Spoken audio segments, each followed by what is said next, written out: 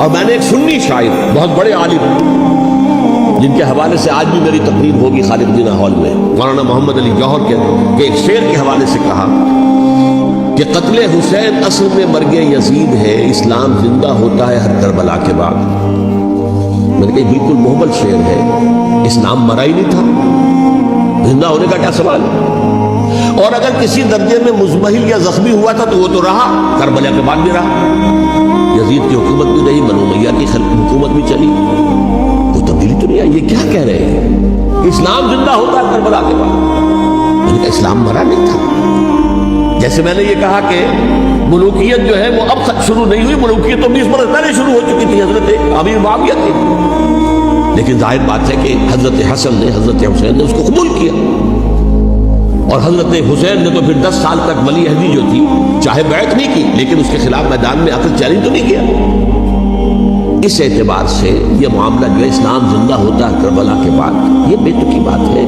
ہاں حضرت شاہ اسماعیل شہید رحمۃ اللہ علیہ کی اگر میں تشبیہ کو، تمثیل کو سامنے رکھوں تو اسلام کی عمارت 6 منزلہ ہے، 6ٹھی منزل ٹاپ کی وہ گر گئی، 5 منزلیں انٹیکٹ تھیں، اسلام مرا نہیں تھا۔ عدالت میں شریعت کے مطابق فیصلے ہو رہے تھے، قاضی تھے، مفتی تھے، شریعت نافذ تھی، اسلام کا مرا، جبکہ خود کہہ رہے ہیں علامہ کلب صادق کے ایک مفتی کے فتوے سے حضرت حسین کو قتل کیا گیا۔ اب وہ مفتی کی رائے، اس کی بدنیتی ہو، جو بھی ہو، وہ جانے، اللہ جانے، لیکن عام مسلمان کیا کریں؟ اس پہلو سے اسلام مرا نہیں تھا۔ ہاں ایک منزل گر گئی تھی، وہ گری رہی، 1000 برس تک گری رہی، یہاں تک کہ آ کر مغربی امپیریلزم نے اس کے گرایا، ملوکیت کا معاملہ ختم کیا، اور وہ جبریت ملوکیت دوسری آ گئی، ورنہ وہی بادشاہی چلی ہے۔